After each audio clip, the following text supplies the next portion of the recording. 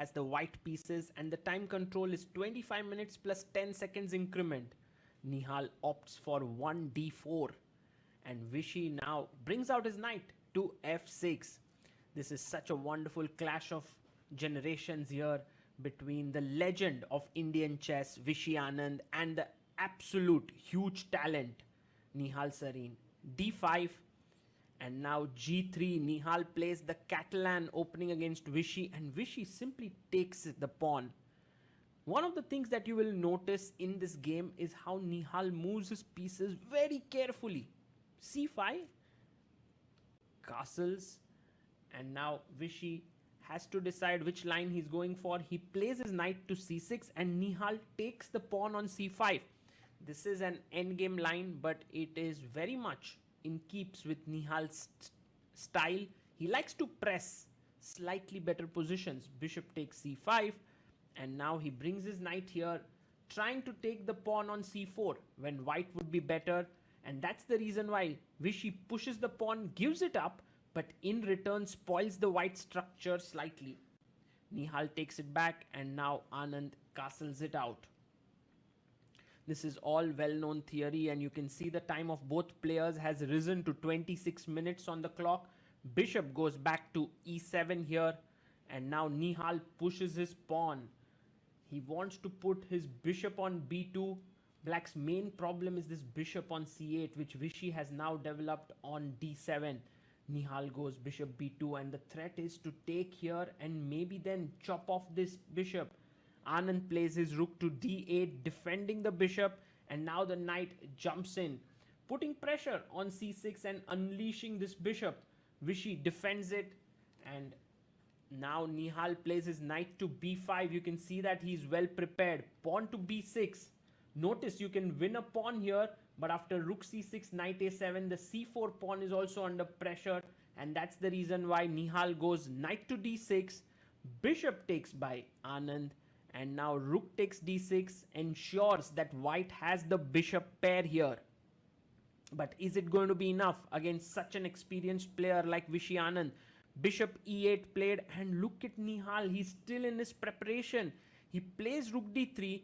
Vishy is down to 22 minutes. Now Anand plays his knight to b4, attacking the rook. Nihal still takes it. It's quite scary to play against a player who's so well prepared. We are on move number 19 already. Bishop c3, still prep. Whoa, amazing. The knight comes back, but you know, one thing you can't do to Anand is scare him off because he has years of experience on his side. Now first move that Nihal thought for 6 minutes, plays a4, knight goes back to d7 and Nihal pushes forward with a5. His threat is to take and attack this knight. So Vishy takes advantage of the c5 square, which is an outpost for his knights. Knight takes, and now you can take back with the knight. He takes it back, knight takes on c5. You will notice that in this position, white should be very slightly better because he has the bishop pair. He has a bishop on c3 and a bishop on g2. But what black has here is this ultra solid knight on c5. e3 played by Nihal. Look at the way in which he pushes his pawn. His idea is maybe to plonk the bishop on the d4 square. Rook comes to c8, defending the knight and also putting pressure on the c4 point. Nihal plays his bishop to f1. That's slightly passive move, but what Nihal is hoping for is now that the bishop defends this pawn, he can actually move his other bishop to d4, rook to b1 and put pressure on b6. He plays rook to b1 and attacks the pawn on b6. Anand brings his knight back, defends it. It's also quite impressive that actually Nihal is trying for something in such a position against such an experienced opponent. Mind you, Nihal is not the beast that he is today. He's 2700 plus as on today, but at that point he was just a grandmaster rising up the ranks. Bishop d4 played, trying to attack the pawn on b6. Now the bishop comes to e4 and attacks the rook. You need to move it. Where will the rook go? And here Nihal plays his rook to b4 and his threat is to take on b6 and maybe then have an extra pawn in the position. So Anand goes a bit passive. He plays rook to b8 and defends the pawn. Nihal now offers a trade of the bishop. This is a small concession because you have the bishop pair, but somehow Anand's bishop in the center was so strong. King takes g2 and now pawn up to f6. So Vishy limiting the bishop on d4 and now getting ready to bring his king into the game. e4 played by Nihal, and now Anand can fight back for the space. That's what he does. He pushes his pawn to e5 and questions the bishop there on d4. The bishop has to move back to e3. And now Anand brings his king up. King to f7. And Nihal goes pawn up to h4. Nice move. Trying to clamp down the structure. Vishy can go actually. He goes rook c8. He could have actually played h5 and he was completely fine there. But now h5. Nihal again gains more space. Very interesting play. E takes f4.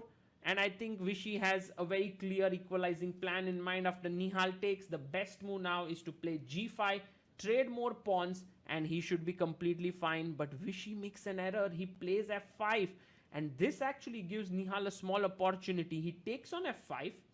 And now, if it's not so easy to recover the pawn, and that's what you can see. Anand stops a bit. King f6. And here's a nice move. You can start with king f3. That's fine. But after he takes here, you should go bishop d4. This is an important move that Nihal has to find. Or you could have started here with bishop d4 and after king f5, gone king f3. That would also lead to a similar position. But Nihal gets a bit greedy and takes the pawn. But Vishy, very, very smart. He goes to the other side and attacks the pawn on h5. King e6. And now the pawn is hanging on c4. Gives a check. Defends the pawn and now can push the pawn to c5. King d6 played. And yes, Nihal pushes the pawn. So he is actually a pawn up, a very, very solid pawn up in the position. Rook to e7. The threat is to take the pawn on g7. But now knight takes on h5 has been played, defending the pawn. King to g4, attacking the knight. And knight comes back. Check. Well, it still feels that white has the initiative here. King f5. He's trying to come into g6 to attack the pawn on g7. But Vishy brings his rook in. And now it's not so easy to take this pawn because there's a knight h5 check here. And you are in trouble. So rook c7. King comes up. And Nihal goes in with his king. But now Anand plays his knight. This is exactly the kind of defense that one should learn from an experienced player like Anand. Although he was under pressure, he actually defended it very commendably. Rook takes f4. And although Nihal will be a pawn up here, now Vishy can actually defend this with check. King has to move. You can see both players now know that the game is drawn. King g7. And Anand plays his rook to c6. And now once the rooks are traded, the c5 pawn falls. And there you have it. A draw has been agreed between them. What a nice game between Nihal and Anand. And actually, the little boy was pressing very so slightly in the game. He could have had much more than a draw. Because after Vishy slipped a bit with f5. But it was a draw. The first ever encounter between Nihal Sarin and Vishy